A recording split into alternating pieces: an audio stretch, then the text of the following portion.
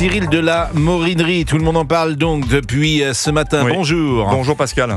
Kylian Mbappé, selon un journal suédois, visé par une enquête de la police pour viol et agression sexuelle. Après son passage la semaine dernière à Stockholm, l'attaquant serait considéré comme raisonnablement suspect. Je ne sais pas ce que ça veut dire d'ailleurs. C'est le degré de suspicion le plus faible dans la législation suédoise, mais raisonnablement suspect, ça me paraît quand même assez impliquant. Kylian Mbappé dénonce une fake news après l'article d'un autre quotidien suédois. Fake news, ça en devient prévisible. Veille d'audience, a-t-il écrit, comme par hasard. Il fait référence à une audience de la Ligue où il est en conflit avec le Paris Saint-Germain. Cyril, qu'est-ce qu'on sait, qu'est-ce qu'on ne sait pas, que dire ? Déjà, il faut être prudent, et vous avez totalement raison, parce que la justice suédoise, il y a quelques instants, vous l'avez dit, confirme une enquête pour viol présumée sans citer le nom du joueur. En fait, il était dans un hôtel jeudi dernier en Suède. Il est parti pour se reposer avec un ami, Nordi Mukiele, ancien joueur du Paris Saint-Germain. Il était accompagné de son agent de sécurité. Il y a eu des photos qui ont circulé parce que la presse suédoise, le journal Aftonbladet, vous savez, quand vous avez un joueur, une star, eh ben, ils sont épiés. Donc des photos ont circulé confirmant qu'il était présent. Et les faits, s'il y a des faits, se seraient déroulés dans l'hôtel. Mais le seul lien qui est fait ce matin, c'est le fait que Kylian Mbappé a résidé dans cet hôtel. Sauf que la presse suédoise, encore une fois, il y a le procureur en Suède qui dit qu'il y a une enquête pour viol, qui ne cite pas le nom de Mbappé, et qu'il est considéré comme raisonnablement suspect, donc degré de suspicion le plus faible. La presse suédoise, elle ajoute... L'expression est forte, raisonnablement suspect. Oui, mais c'est vraiment... par exemple, on ne peut pas faire de comparaison avec la justice française, mais il n'est pas mis en examen. Oui, bien sûr. Voilà, il n'a pas été arrêté. Il est rentré tranquillement, il est allé en Corse ce week-end, sans aucune difficulté. Les démentis sont formels de la part de l'entourage de Kylian Mbappé. Lui-même a réagi sur les réseaux immédiatement en disant que c'était une fake news. L'élément, si vous voulez, cette nuit, qui a apporté peut-être quelque chose de nouveau, c'est que le quotidien Expressen, c'est un autre quotidien suédois, dit que Kylian Mbappé est bien visé par l'enquête. Mais ce sont des journalistes suédois qui l'affirment.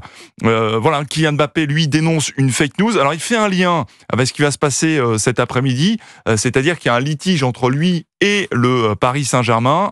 Il dit, ça en devient tellement prévisible, veille d'audience, comme par hasard, c'était hier, et donc l'audience allait cet après-midi parce que le Paris Saint-Germain ne veut pas payer 55 millions d'arriérés de salaire, et donc ils en sont à cet après-midi à devoir s'expliquer devant la commission paritaire de recours de la Ligue de foot professionnelle.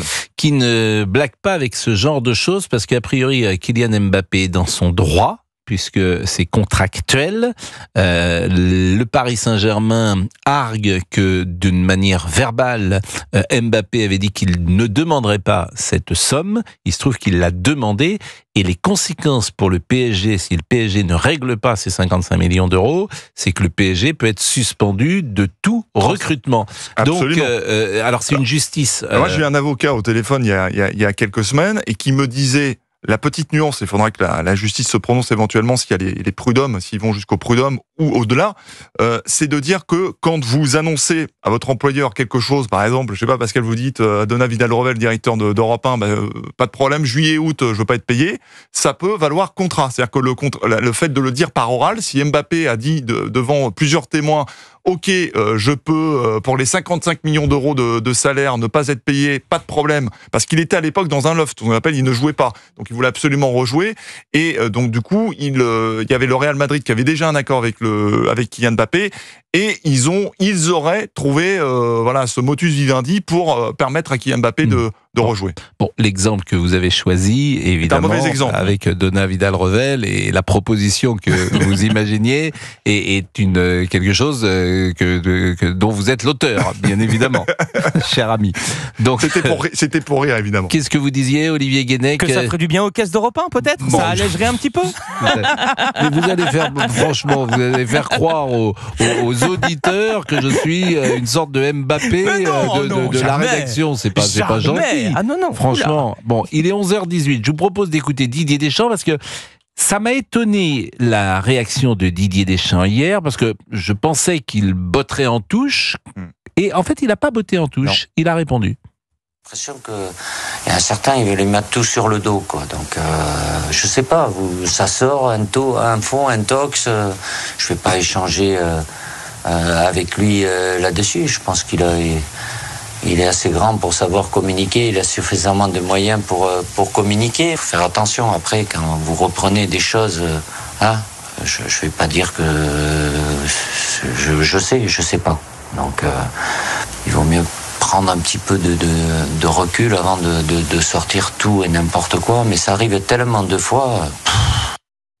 Alors, il disait plus loin d'ailleurs, c'est pas une bonne chose pour l'équipe de France. C'est ça qui m'avait oui, d'ailleurs. Il parle d'environnement négatif autour de l'équipe de France. Bah, c'est vrai que je vois bien. Il y a quelque chose parfois de l'ordre de c'est un peu malsain, comme c'est Mbappé. Tout le monde s'interroge, tout le monde va regarder. Nous-mêmes, nous en parlons dans l'ouverture de cette émission. Je me souviens, Pascal, vous savez, j'étais reporter pour Europe 1 lors de cet Euro de football. On était en pleine législative, il y avait eu cette dissolution. Et on pose des questions à Kylian Mbappé et les joueurs de l'équipe de France qui doivent donner leur opinion sur tout et sur rien. Bien sûr. À un moment donné, on leur demande de jouer au football. Sauf que c'est Kylian Mbappé et que dès qu'il sort, eh bien, il est épié par les journalistes et on sait tout de... Voilà, c'est sa vie privée aujourd'hui. Dans l'exemple que vous citez, il lui-même est plutôt demandeur de donner son avis, si j'ai bien compris, sur la vie politique.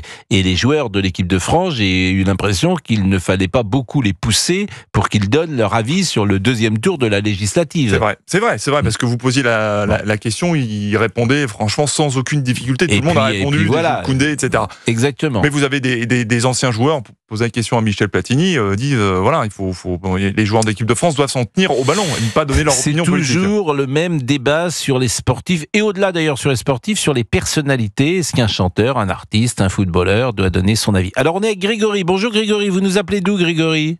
Oui, bonjour Pascal, bonjour à tous, j'appelle de Paris. De Paris, oui. Vous avez quel âge? J'ai 43 ans. Bon, et vous travaillez aujourd'hui, Grégory? Vous faites quelque chose? Non, pas aujourd'hui, bon. Pas aujourd'hui, non. Donc vous nous écoutez, finalement, c'est une bonne chose. Vous aimez le foot? Bien sûr.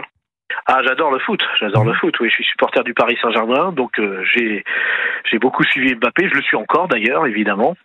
Et vous avez un avis peut-être sur ce qui se passe ces dernières heures? Oui. Alors, écoutez, pourtant, ces derniers temps, Mbappé, je le trouvais insupportable. Je le trouvais très arrogant. Je l'aimais beaucoup avant, mais là, ces derniers temps, je le trouvais insupportable. Mais là, je vais le défendre quand même un petit peu. Parce que moi, j'ai le principe, c'est de respecter la présomption d'innocence. Et moi, ce qui me fait peur, c'est qu'on va s'acharner sur lui. J'ai peur qu'il y a des féministes qui vont s'acharner sur Mbappé, alors qu'il n'y a aucune preuve contre Mbappé. Et quand il n'y a aucune preuve contre la personne, il y a présomption d'innocence. Alors qu'il y a une enquête, c'est normal. C'est des accusations. Il y a quelque chose de très grave qui s'est passé. Il faut une enquête. Et moi, je déteste les hommes qui agressent les femmes. Hein. Les hommes qui agressent les femmes, nous sommes tous d'accord là-dessus. Ils méritent d'être en prison. Mais tant qu'il n'y a pas de preuve, il n'y a pas de prison, il n'y a rien du tout. Et moi, voilà, j'ai peur que bientôt, là, dans quelques heures, des féministes vont s'acharner sur Mbappé, MeToo, etc. Non, moi, tant qu'il n'y a pas de preuve... Là, c'est même au-delà de la présomption d'innocence, parce qu'on ne sait même pas si la plainte pour viol le vise. Mais comment ça se fait d'ailleurs? Alors vous n'êtes pas un spécialiste, je ne veux pas vous mettre en difficulté sur le droit suédois. Je ne suis pas une spécialiste de droit. Le droit suédois. Mais est-ce qu'on saura ces prochaines heures si cette plainte vise précisément Kylian Mbappé? Parce que là, on parle dans le vide quand même. On ne sait même pas si c'est lui qui est visé. On parle d'éléments qui sont donnés par la presse suédoise. Tout ça a commencé de cette façon-là. C'est que la presse suédoise, et là, la procureure ce matin confirme qu'il y a enquête, mais il ne cite pas Kylian Mbappé n'est pas cité dans l'enquête. Donc il n'y a même pas question de présomption d'innocence, c'est juste, et c'est ce que je disais en préambule, c'est que Kylian Mbappé se trouvait dans un hôtel, c'est comme vous êtes dans un week-end, il se passe quelque chose dans votre hôtel. Bon ben voilà, Kylian Mbappé est dans un hôtel, le jeudi il y était, et voilà, il se passe cette histoire-là. Donc il n'y a pas de lien pour le moment. Alors ce qui est étonnant quand même, c'est que la procureure aurait pu dédouaner immédiatement Kylian Mbappé.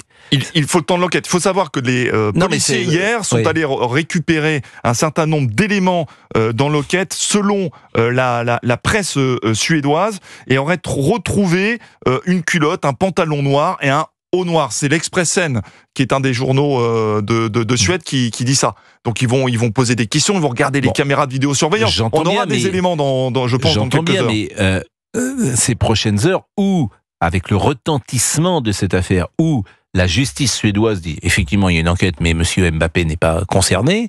Mais si elle ne dit pas ça, on peut imaginer qu'elle le soit. Parce que j'imagine que ces gens-là sont responsables. Ils ne mettraient pas le monde entier, tous les médias du monde entier vont s'intéresser à Mbappé. S'il n'est pas visé, il faut le dire très vite. Est-ce que je peux reprendre les termes du communiqué qui a été transmis à l'AFP, Pascal, de la part d'Mbappé, du clan de Kylian Mbappé? Ce jour, une nouvelle rumeur calomnieuse commence à enflammer la toile, en portant du média suédois Aftonbladet. Donc il y a eu un autre ensuite qui a également donc donné des éléments, explique dans un communiqué transmis à l'AFP: ces accusations sont totalement fausses et irresponsables et leur propagation est inacceptable. Et je poursuis parce que le communiqué indique que toutes les actions légales nécessaires sont entreprises pour rétablir la vérité. Grégory, vous avez regardé le match de l'équipe de France hier soir ? Non, je ne l'ai pas regardé hier soir, j'étais occupé. Mais bon, j'adore toujours le foot. Supporter du PSG, disiez-vous, et vous regrettez le départ de Mbappé, peut-être ? Écoutez, Mbappé est resté 7 saisons au Paris Saint-Germain. Il a été excellent, il a été passeur, il a été buteur. Bon, le seul truc, c'est qu'on n'a pas gagné la Ligue des Champions. Bon, il y a eu une finale quand même. On a été plusieurs fois champion de France avec Mbappé, plusieurs Coupes de France. Bon, maintenant, il est parti. Moi, écoutez, Mbappé, je l'aimais beaucoup avant. Je trouvais qu'il était très intelligent, additionné d'une grande simplicité, puis avec son père Wilfried qui est formidable, vraiment formidable. Ah, vous avez raison. Je trouve que oui. Mais je trouve qu'avec le temps, il est devenu très arrogant. Bon, déjà quand on reprend ses déclarations, il fait des déclarations pour Naël Petit-Ange, mais il fait pas ni pour Philippines, ni pour le jeune Kylian qui a pourtant le même prénom que lui, ça aurait pu l'interpeller, ni pour le jeune Thomas, ni lui-même les 55 millions du PSG, sachant que c'était un contrat moral. Bon, d'accord, il y avait rien de signé, c'est vrai, mais bon, un contrat moral, il n'a pas de parole, donc et puis le coup d'aller en boîte de nuit. Donc voilà, c'est pour ça, moi je le trouve très arrogant ces derniers temps. Depuis un peu plus d'un an, j'aime pas du tout. Mais par contre là, l'histoire de viol, donc comme je disais tout à l'heure, et comme vous aviez précisé, c'est au-delà de la présomption d'innocence parce que la plainte ne le concerne pas. Donc c'est encore au-delà. Donc et j'espère que les féministes vont le laisser tranquille. Voilà. Merci beaucoup Grégory, merci beaucoup. Vous habitez Paris, puis je vais remercier Cyril de la Morinerie pour merci Pascal. Ces informations qui sont précises. Et on pourra redire aussi que Kylian Mbappé est un garçon très bien élevé, que sa mère que je connais est exceptionnelle et très investie dans l'association de Kylian Mbappé, que Wilfried Mbappé joue notamment pour le Variété Club de France qui récolte beaucoup d'argent, de dons pour des associations caritatives.